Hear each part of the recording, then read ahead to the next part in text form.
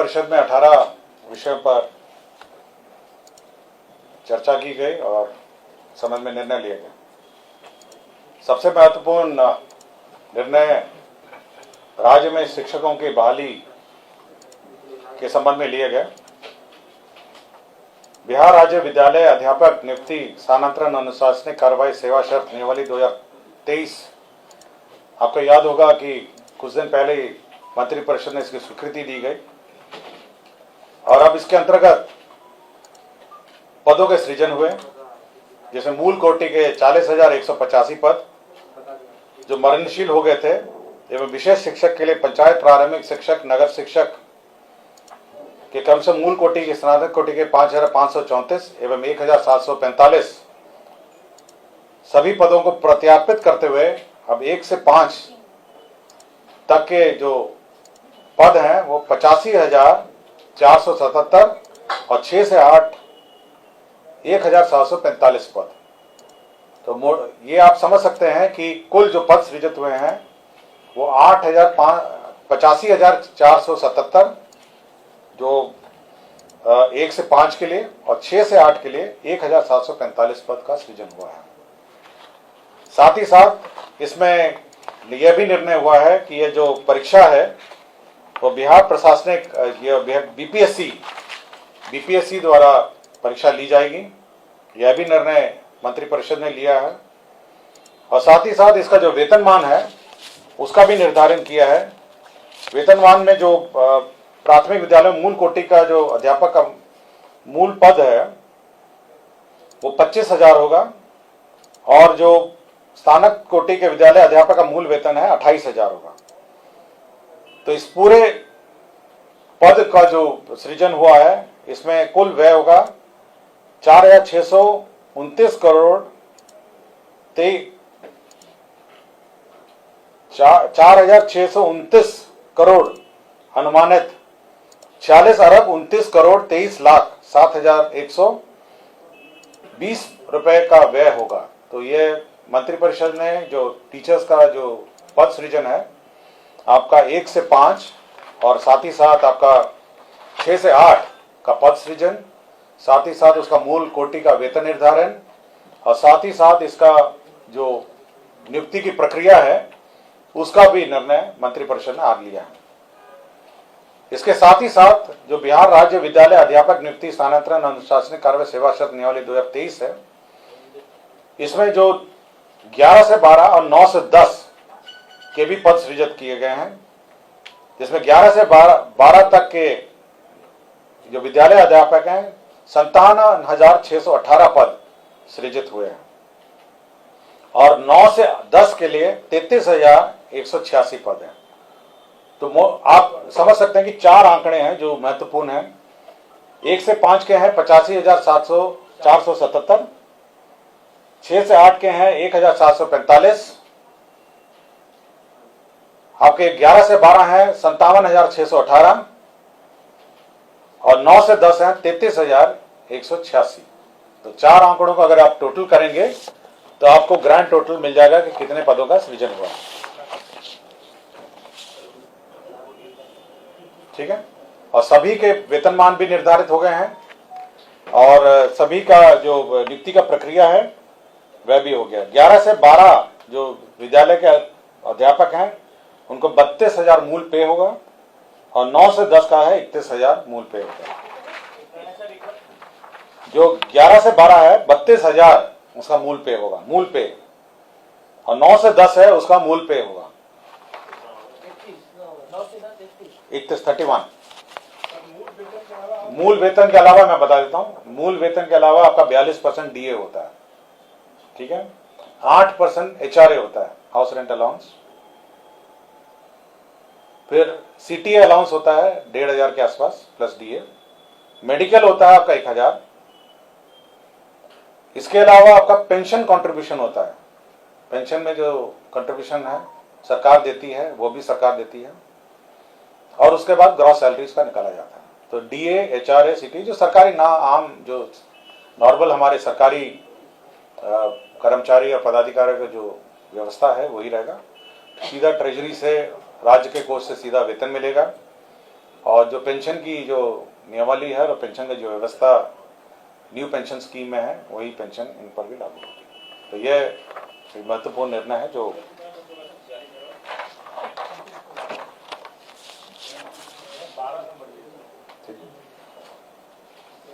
उन दोनों का मूल वेतन कितना बताया था सर? 1 से 5 वाला 1 से 5 में पढ़ देता हूँ फिर से।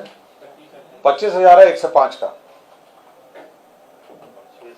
6 से 8 का है 28,000, 9 से 10 का है 31,000 और 11 से 12 है 32,000। अब इस पे आप 42% डीए जोड़िएगा, 8% एचआरए जोड़िएगा, फिर सीटीए जो होता है 1,500 का वो जोड़िएगा, फिर इस पे डीए और जोड़िएगा, फिर मेडिकल 1,000 जोड़िएगा, उसके बाद आपको नेट सैलरी आएगा। उसके बाद फिर पेंशन कंट्रीब्यूशन जो है सरकार देती है 14%। 14% सरकार का पेंशन कंट्रीब्यूशन होता है, वो 14% और जोड़िएगा, तब आप मोटा मोटी ग्रॉस सैलरी पे आएंगे। ठीक है, सर एक शिक्षक को कितना मिल जाएगा? अलग अलग कक्षा का अलग अलग होगा ना, अलग अलग का अलग अलग है। अगर लिखा हुआ तो बता दीजिए, हम लोग जोड़ भी नहीं पाएंगे। आप जोड़ लीजिएगा, मैंने बता दिया मंत्रि परिषद में ये टोटल नहीं था, मैं जितना मंत्रि परिषद के एजेंडा में है मैं बता, मेरे पास है, मैं आपको। सर ये कब तक फ्री हो जाएंगे 1,78,000? देखिए ये राज्य सरकार का निर्णय है कि जल्द से जल्द इसको इमीडिएटली एग्जाम कंडक्ट किया जाए, उसके बारे जाए सारे बीपीएससी के थ्रू सारे बीपीएससी का। टोटल 178 आ रहा है सर, 1,78,000। आप जोड़ लीजिए ना, मैं आपको जोड़ लिया ना आपने। देखिए अब टोटल अब एक बार फिर जोड़ लीजिए, 85,000 हो गए आपके प्राइमरी, 1,800 आपके हो गए, 1,800 कितने हुए? 18 है, 1,745 हो गए आपके। कितना हो गया आपके प्राइमरी हो गए 85,477। आपका मिडिल ये 6 से 8 हो गया 1,745। आपके 11 से 12 हो गए आपके 57,618, 57,618 और 9 से 10 हो गए 33,186। तो चारों का टोटल कर लीजिए, अपना है टोटल 1,78,000। और मोटा मोटी जो राज्य सरकार पे जो भार पड़ेगा टोटल मतलब सब मिला के तो करीब 11,000 करोड़ का है। ठीक है ना, टोटल मैंने बता भी दिया आपको, 11,000 करोड़ आसपास इन सबका वेतन। ये आपने जो बताया sir 4,629 crore, what is that? एक आपने बताया टोटल कौन सा? हाँ टोटल मैंने बताया ना आपको, 4,000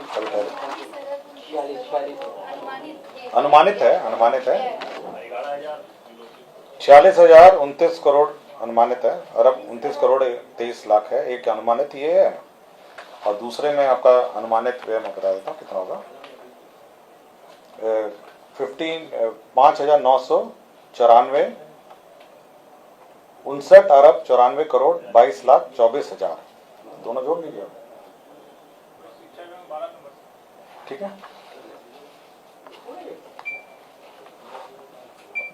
ये परिवहन के संबंध में एक महत्वपूर्ण निर्णय है।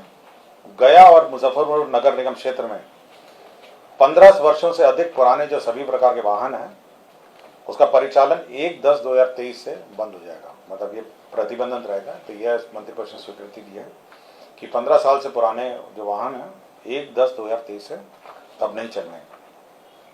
इसके साथ साथ राज्य सरकार ने एक अन्य मामलों में परिवेशीय वायु गुणवत्ता सुधार के लिए गया नगर निगम मुजफ्फरपुर नगर निगम के सभी प्रकार के डीजल चालित तिपहिया वाहन का परिचालन 30/9/2023 की मध्य रात्रि प्रतिबंध किए जाने एवं बिहार स्वच्छ ईंधन योजना 2019 का अवधि विस्तार 31/3/2024 तक क्षेत्र विस्तार एवं गया एवं मुजफ्फरपुर नगर निगम में किए जाने एवं इस योजना में पटना गया मुजफ्फरपुर के तिपहिया मालवाहक वाहनों के लिए अनुदान, तो अब अनुदान का प्रावधान है, रिप्लेसमेंट का अनुदान है और साथ ही साथ नए खरीदने का और रेट्रोफिटिंग का भी अनुदान है। कितना अनुदान मिल रहा है? डीजल चलनित अथवा पेट्रोल चलनित तिपहिया मालवाहक वाहन का नए सीएनजी चलनित तिपहिया मालवाहक के प्रतिस्थापन पर 40,000 रुपये मिलेगा। डीजल चलनित अथवा पेट्रोल चलनित तिपहिया वाहन मालवाहन का नए बैटरी चलनित तिपहिया मालवाहन के प्रतिस्थापन पर 25,000 मिलेगा। पेट्रोल चलनित तिपहिया वाहन में CNG किट लगाने रेट्रोफिटिंग पर 20,000 मिलेगा। तो 3 है, एक 40,000 है, 25,000 है और 20,000। शिक्षा विभाग का एक अन्य मामला था जिसमें अल्पसंख्यक शैक्षणिक संस्थाओं में दर्जा देने का यह व्यवस्था की गई है। जो अल्पसंख्यक शैक्षणिक संस्था है इसके लिए शिक्षा विभाग को प्राधिकृत किया गया है, लेकिन शिक्षा विभाग प्राधिकृत मतलब अप्रूव करने के पूर्व अल्पसंख्यक कल्याण विभाग से अनापत्ति संचिका में लेते हुए यह अनुमान्यता निर्गत करेगी। तो यह एक महत्वपूर्ण निर्णय है। देखिए, अल्पसंख्यक शैक्षणिक संस्थाओं का दर्जा कुछ संस्थाओं को मिलता है, इसके लिए नियमावली अलग है।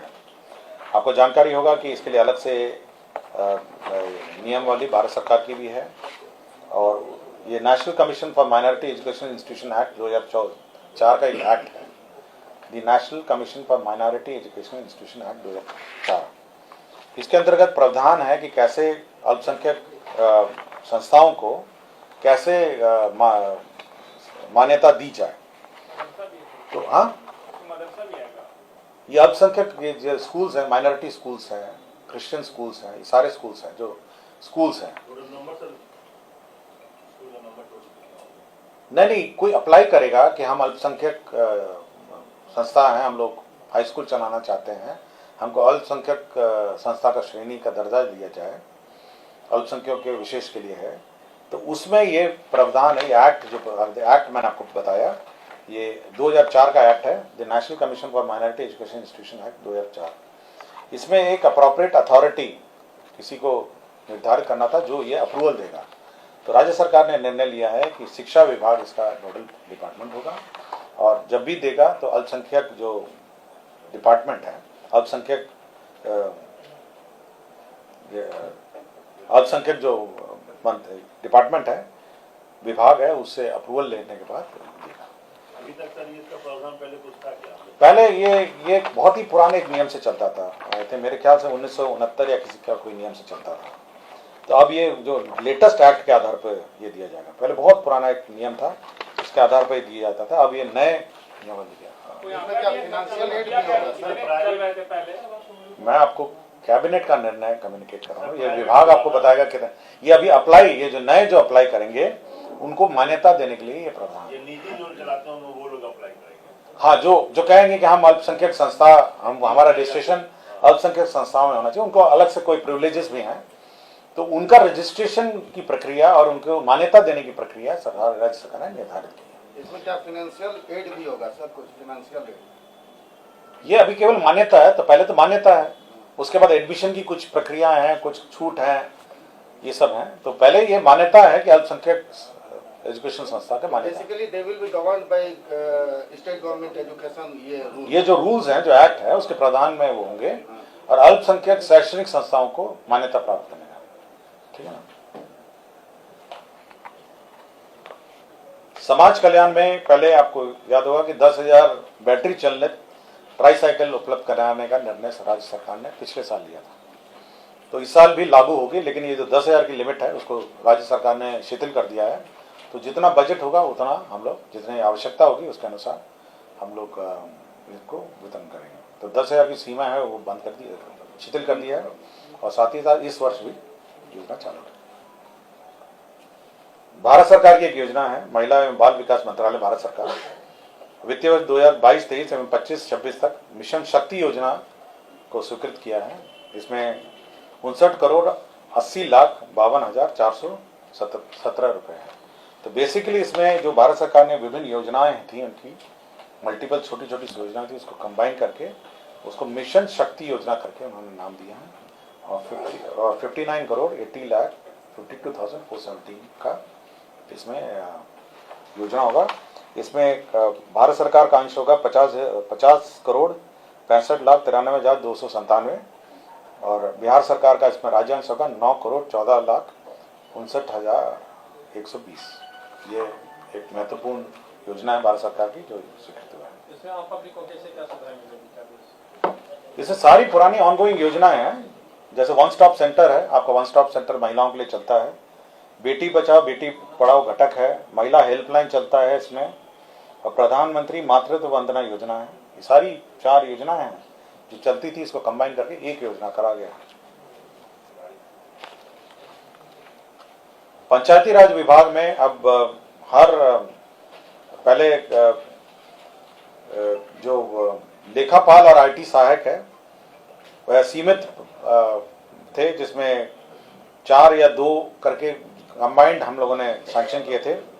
अब हर पंचायत में लेखापाल से आईटी सहायक का लिए 6570 पदों का सृजन किया गया है। ये संविदा आधारित होगा। पहले 4 पंचायतों पे 1 के दर से कुल 2096 थे, इसको बढ़ा के 6570 कर दिया गया। तो हर पंचायत में अब लेखापाल से आईटी सहायक आप पदस्थापित होगा।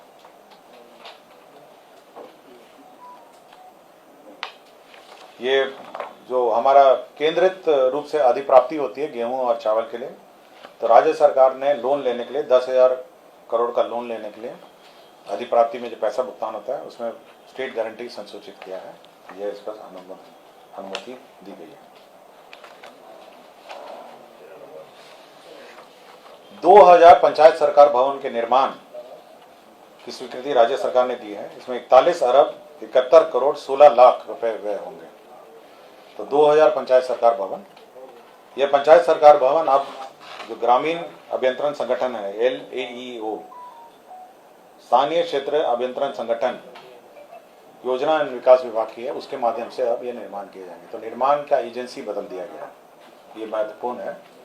और जो LAEO है ना, ग्रामीण हाँ जो नहीं ये स्थानीय क्षेत्र अभियंत्रण संगठन, जो लोकल एरिया इंजीनियरिंग ऑर्गेनाइजेशन, जो स्थानीय क्षेत्र है, जो मुख्यमंत्री क्षेत्र विकास योजना का कार्यान्वयन करते हैं, बहुत सारी योजनाएं कार्यान्वयन करते हैं स्थानीय क्षेत्र में, तो उनके माध्यम से यह निर्माण होंगे। तो 2000 हमारे पंचायत सरकार भवन होंगे और सभी पंचायत सरकार भवन का अलग अलग टेंडर निकलेगा, मतलब कोई क्लबिंग नहीं होगा। एक पंचायत अभी संभवतः पंचायत अपने करता था, अलग अलग निकलेगा, कोई क्लबिंग करके निकला है। 2000 टेंडर निकलेंगे और ताकि स्थानीय क्षेत्र में जो अभिकर्ता हैं भाग ले सकें और उसका निर्माण कर सकें। पंचायत सरकार भवन, ये एशियन डेवलपमेंट बैंक के माध्यम से 3 शहरों में पेयजल योजना चल रही थी, भागलपुर और गया में।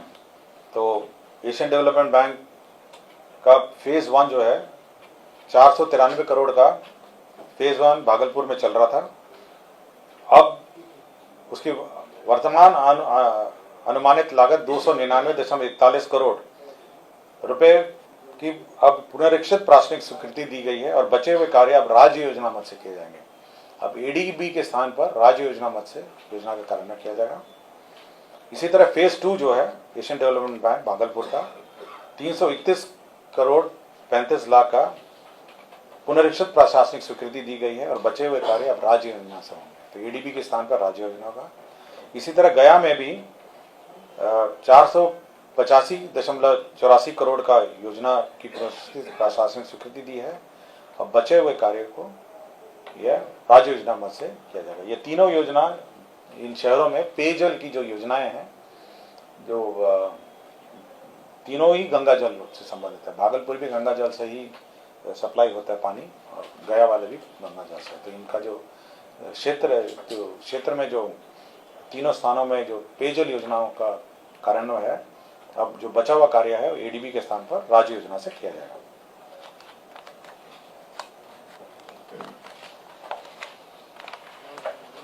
ये बिहार मानसिक स्वास्थ्य देखभाल राज्य मानसिक स्वास्थ्य प्राधिकरण नियमावली यह स्वीकृत की गई है और इसमें अब जितने भी लोग मानसिक स्वास्थ्य से संबंधित कार्य कर रहे हैं उन पर सुपरविजन रखने के लिए एक कमेटी बनाई गई है और इस कमेटी के माध्यम से अब किया जाएगा और एक प्राधिकरण बनाया गया। तो प्राधिकरण के माध्यम से सुपरविजन होगा और इस प्राधिकरण के जो हेड होंगे वो स्वास्थ्य विभाग के अंतर्गत होगा और स्वास्थ्य विभाग के अपर मुख्य सचिव इसके कमेटी में। इसी तरह जिला स्तर पर भी है और राज्य स्तर पर भी एक कमेटी है। अपराध अनुसंधान विभाग के अंतर्गत विधि विज्ञान प्रयोगशाला सहायक निदेशक राजपुर समूह ख वेतन स्तर 7 के पद पर बिहार लोक सेवा पटना के अनुशंसा के आलोक में श्रीमती रोजी श्रीवास्तव सहायक निदेशक को बर्खास्त कर दिया गया है। ये एक निर्णय लिया गया है। पशु स्वास्थ्य एवं उत्पादन संस्था पटना को पशुपालन निदेशालय के अंतर्गत बनाए रखने हेतु बिहार पशु विज्ञान अधिनियम 2016 के परिशिष्ट 1 कंडिका 2(1) को विलोपित करने की स्वीकृति दी गई है। तो ये बिहार पशु एवं उत्पादन संस्था को पशुपालन निदेशालय के अंतर्गत ही बनाए रखने के लिए यह निर्णय लिया गया है।